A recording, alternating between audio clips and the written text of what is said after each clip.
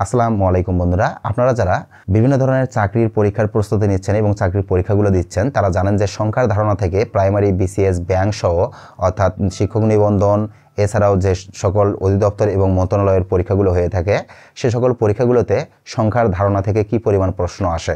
তো আজকের ভিডিওতে আমরা সংখ্যার ধারণা থেকে এমন কয়েকটি প্রশ্ন নিয়েছি যে প্রশ্নগুলোর অ্যান্সার আপনি যদি করতে পারেন খুব সহজেই মুখে মুখে, তাহলে আপনার জন্য চাকরির পরীক্ষা অনেক বেশি এগিয়ে থাকতে সুবিধা হবে। বিশেষ করে সংখ্যার ধারণা থেকে 3, 4 বা 2টি করে প্রশ্ন কম বেশি প্রতিটা চাকরির পরীক্ষাতেই এসে থাকে।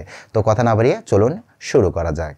আপনারা একটু এই পাশে লক্ষ্য করুন, এখানে প্রশ্নটা দেওয়া আছে। এখানে দেখুন যে এই প্রশ্নটা কিন্তু জেলা নির্বাচন অফিসারের নিয়োগ পরীক্ষায় এসেছিল। এখানে যেটি বলা হয়েছে, একটি সংখ্যার শতক, দশক ও একক স্থানীয় অঙ্ক যথাক্রমে পি কিউ আর হলে সংখ্যাটি কত হবে। দেখুন, এ ধরনের প্রশ্ন আসলে খুব সহজেই করতে পারবেন।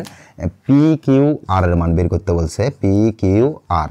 তো একটি সংখ্যার শতক, দশক ও একক স্থানীয় মান যদি আমরা চিন্তা করি, তাহলে একক স্থানীয় মান হচ্ছে এটা হচ্ছে একক। তো একক স্থানীয় মান আমরা কীভাবে লিখি? একক হচ্ছে 1, তাহলে 1 যেহেতু আর আছে তাহলে আর হয়ে যাবে, অন আর। আর এখানে কিউটা তাহলে কত হবে? কিউটা হচ্ছে দশক, দশকে তাহলে কত হচ্ছে? 10, এখানে কিউ। এবং এখানে পিটা তাহলে কত হবে? পিটা হবে শতকে তাহলে কত হচ্ছে? 100 পি। তাহলে আমরা এই সবগুলো যদি যোগ করি তাহলে কত হবে? 100 পি প্লাস এই যে এখানে 10 কিউ, এখানে হচ্ছে 1 আর হচ্ছে আর, একই কথা, যেহেতু একটা এক আছে সুতরাং এখানে আর লিখলেই হচ্ছে। তার মানে এখানে যে অ্যান্সারটা হচ্ছে, অ্যান্সারটা হচ্ছে খ নাম্বার। এখানে দেখেন 100 পি প্লাস 10 কিউ প্লাস আর। এর পরবর্তী প্রশ্নটা একটু দেখুন। এর পরবর্তী প্রশ্নটা আসছিল বাংলাদেশ ন্যাশনাল ক্যাডেট কোর অধিদপ্তরের অফিস সহকারীর যে পরীক্ষা হয়, অফিস সহকারীর পরীক্ষায় আসছিল। প্রশ্নটা হচ্ছে 555 এর মাঝের অঙ্কের স্থানীয় মান কত? 555 এর মাঝের অঙ্কের স্থানীয় মান যদি আমরা নির্ণয় করতে চাই, 555, তো মাঝের অঙ্কের স্থানীয় মান যদি আমরা নির্ণয় করতে চাই, এটা যদি একক হয়, তাহলে এটা তো অবশ্যই দশক হবে। এর পরেরটা হবে আপনাদের শতক, যেটা আগেরটা করলাম সেটার মতো করেই। তাহলে দশকে তাহলে কত হবে? দশকে আমরা যদি চিন্তা করি, দশকে হচ্ছে 50, তাহলে এই 50ই হচ্ছে অ্যান্সার। তার মানে এখানে প্রশ্নে যেটি দেওয়া আছে সেটা হচ্ছে সঠিক উত্তর হবে খ নাম্বার। এর পরবর্তী প্রশ্নটা একটু এখানে দেখুন। পরবর্তী প্রশ্নটা হচ্ছে 5 অঙ্কের বৃহত্তম ও ক্ষুদ্রতম সংখ্যার যোগফল কত? দেখুন, একটা বিষয় মাথায় রাখবেন, অঙ্ক 0 থেকে 9 পর্যন্ত এগুলো সবই অঙ্ক, এক একটা মৌলিক অঙ্ক। আর 0 থেকে 9 পর্যন্ত এই অঙ্কগুলো দিয়ে যে যা গঠিত হয় সেটা হচ্ছে সংখ্যা। তো 5 অঙ্কের বৃহত্তম ও ক্ষুদ্রতম সংখ্যার যোগফল বলছে। 5 অঙ্কের বৃহত্তম সংখ্যা যখন বলবে তাহলে সবচেয়ে বড় সংখ্যা কত হবে? 9। তাহলে 9টা এখানে 5 বার বসবে। এবং 5 অঙ্কের ক্ষুদ্রতম সংখ্যা মনে রাখা আরও সহজ। বিষয়টা এইভাবে মাথায় রাখবেন যে আমরা প্রথমে একটা 1 নিব, তারপর যত সংখ্যার ক্ষুদ্রতম সংখ্যার অঙ্ক বের করতে বলবে বাকিগুলো শূন্য দিয়ে পূরণ করে দেবো। তাহলে একটা 1 লিখলাম, যেহেতু 5 অঙ্ক বলছে তাহলে বাকি 4টা শূন্য দিয়ে দেবো। এই সবগুলোকে যদি যোগ করে দিই তাহলে এখানে আসতেছে 9, এখানে 9, এখানেও 9, এখানেও 9, এখানে 9 আর একে 10। তার মানে এখানে একটু প্রশ্নে দেখুন, প্রশ্নে যে অ্যান্সারটা আসতেছে সেই অ্যান্সারটা হচ্ছে 10 লেখার পর 4টা 9। 10 লেখার পর 4টা 9 কোথায় আছে? 10 লেখার পর 4টা 9 ক নাম্বার আছে। তাহলে সঠিক উত্তর হবে ক নাম্বার। এর পরবর্তী 4 নাম্বার প্রশ্নটা একটু দেখুন। 4 নাম্বার প্রশ্নে বলা হয়েছে 3 অঙ্কের বৃহত্তম সংখ্যা ও ক্ষুদ্রতম সংখ্যা দুটির পার্থক্য কত? দেখুন, একই রকমই বিষয়। 3 অঙ্কের বৃহত্তম সংখ্যা নির্ণয় করতে গেলে আমাদের 3টা 9 নিতে হবে, আর 3 অঙ্কের ক্ষুদ্রতম সংখ্যা নিতে গেলে একটাই 1 নিতে হবে। তারপর কি করব? যেহেতু 3 অঙ্ক বলছে, এই 103 আমরা চিন্তা করব। তাহলে বাকি 2টা শূন্য দিলেই 3 অঙ্কের ক্ষুদ্রতম সংখ্যা বের হয়ে যাচ্ছে। এখানে যেহেতু পার্থক্য নির্ণয় করার কথা বলছে, পার্থক্য নির্ণয় করার সময় অবশ্যই আমাদের বিয়োগ করতে হবে। বিয়োগ করার সময় এখানে 9 থেকে 0 বাদ দিলে 9ই হবে, এখানে 9 থেকে 0 বাদ দিলে 9 হবে, এখানে 9 থেকে যদি 1 বাদ দিই তাহলে হবে 8। তাহলে অ্যান্সার আসতেছে 899। তাহলে সঠিক উত্তর কোনটা হচ্ছে? সঠিক উত্তর হচ্ছে 899 গ নাম্বার। এর পরবর্তী প্রশ্নটা একটু দেখুন। এর পরবর্তী প্রশ্ন বলা আছে 6 অঙ্কের ক্ষুদ্রতম সংখ্যা ও 4 অঙ্কের বৃহত্তম সংখ্যার অন্তর কত? 6 অঙ্কের ক্ষুদ্রতম সংখ্যা তাহলে কত হবে? 6টা অঙ্ক নেই আমরা, ক্ষুদ্রতম সংখ্যা যেহেতু নির্ণয় করতেছি, তাহলে 1 লিখে 5টা শূন্য দিলে 6 অঙ্কের হয়ে যায়। এরপরে বলছে 4 অঙ্কের বৃহত্তম সংখ্যা। 4 অঙ্কের বৃহত্তম সংখ্যা তাহলে 4টা 9। এবারে বলছে যে এই 6 অঙ্কের ক্ষুদ্রতম সংখ্যা আর 4 অঙ্কের বৃহত্তম সংখ্যার অন্তর। অন্তর মানে কি? পার্থক্য মানে যেমন বিয়োগ, অন্তর মানেও বিয়োগ। তাহলে এটাকে বিয়োগ করে দিতে হবে। তাহলে এই উপরের ডিজিটটা যেহেতু ছোট, বিয়োগের ক্ষেত্রে উপরের ডিজিট নিচের ডিজিটের থেকে যদি ছোট হয় তাহলে উপরের ডিজিটের সাথে অবশ্যই 10 ধরে নিতে হবে।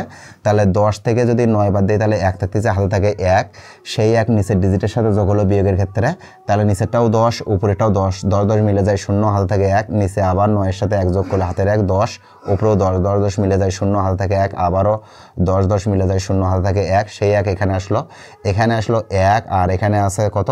10, যেহেতু ছোট 10 ধরে নিতে হচ্ছে। তাহলে 10 থেকে যদি 1 বাদ দেই তাহলে হবে 9, হাতে থাকে 1, সেই 1 নিচে আসলো, নিচেও 1, উপরেও 1, 1 1 মিলে যায় 0, বাম পাশে 0 না লিখলেও হয়। তার মানে এখানে উত্তর আসতেছে 9001। তাহলে অ্যান্সার কোনটা হবে দেখুন, একটু খেয়াল করে। অ্যান্সার হবে ঘ নাম্বার। এর পরবর্তী প্রশ্নটা দেখুন। এর পরবর্তী প্রশ্নটা ডাক অধিদপ্তর এস্টিমেটরে আসছিল পরীক্ষায়। এখানে 0 1 2 3 ও 4 দ্বারা গঠিত 5 অঙ্কের বৃহত্তম ও ক্ষুদ্রতম সংখ্যার যোগফল কোনটি? 5 অঙ্কের বৃহত্তম সংখ্যা ও ক্ষুদ্রতম সংখ্যার যোগফল। অবশ্যই এখানে কিন্তু আগেই হিন্ট দেওয়া আছে যে এখানে 0 1 2 3, এরপরে দেওয়া আছে 4। এই কয়টা অঙ্ক নিয়ে বৃহত্তম সংখ্যাও তৈরি করতে হবে এবং ক্ষুদ্রতম সংখ্যাও তৈরি করতে হবে। তো বৃহত্তম সংখ্যা তৈরি করার সময় যে বিষয়টা আমরা খেয়াল করব, এখানে সর্বোচ্চ যে বড় সংখ্যাটা আছে, অঙ্কটা আছে, সেই অঙ্কটা আগে লিখব। তাহলে সর্বোচ্চ বড় অঙ্ক হচ্ছে 4, তাহলে 4 নিলাম। তারপরে কি করব? তারপর তার থেকে যে ছোট আছে সেটা নেব, যেহেতু বৃহত্তমটা বের করতেছি 3, তারপর আসবে 2, তারপর 1 0।